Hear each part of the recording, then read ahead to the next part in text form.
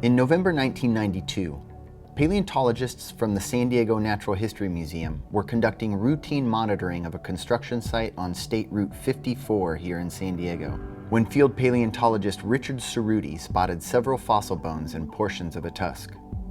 It took 22 years to piece the story of these fossils together, and the picture it reveals just might change everything. As Cerutti explored the site with Dr. Tom Demaray, they found fragments of distinctive molars showing that they had discovered the bones of a mastodon. But something was puzzling. Many of the bones were strangely fractured or missing entirely, and there were several large stones that seemed out of place in the surrounding fine-grained sediments.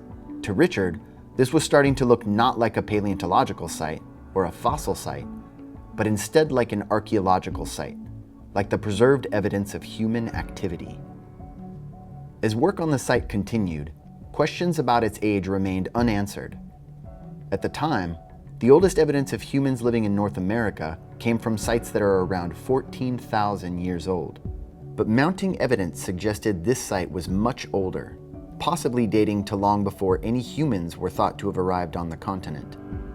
The first step to solving this riddle was to confirm that the site was, in fact, an archaeological site. Dr. Steve Holland had the expertise to help. Using the femur bones of recently deceased elephants, Holland had conducted 2 separate experiments in which he demonstrated that a stone used as a hammer causes fresh limb bones to fracture in a distinctive way. No known geological process or animal scavenging produces the same fractures in bones. In 2008, when Holland first traveled to San Diego to study these specimens, he confirmed the same breakage patterns. Furthermore, the San Diego site had 5 large rocks that could have been used to produce the breakage.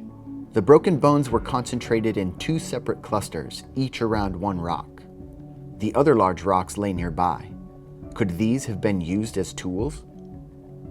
To help answer this question, the team consulted Dr. Richard Fulliger, an expert in use-wear features on stone tools.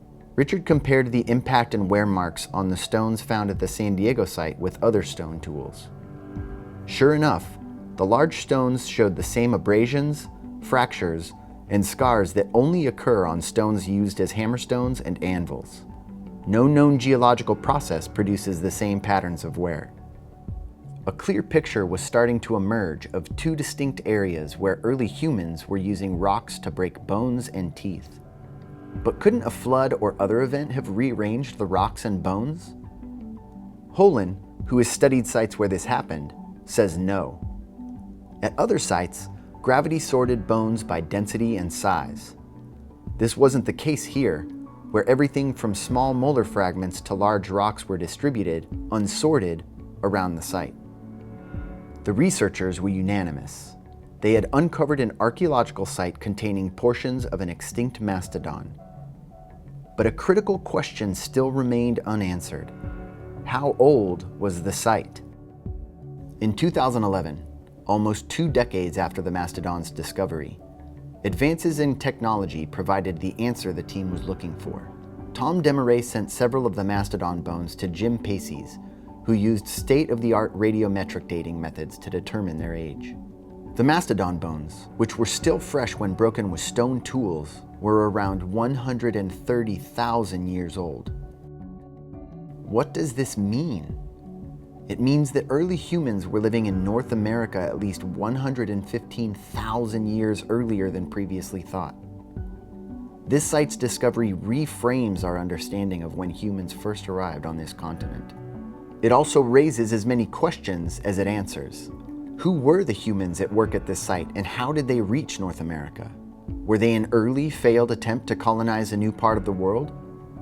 Where are the other sites that show human activity in North America that are as old as this one? Where else should scientists look for evidence? Asking questions is at the heart of scientific discovery.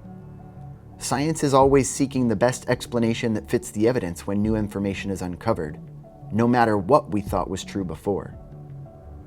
Fossils tell stories. This is not the end of this story, but simply the beginning.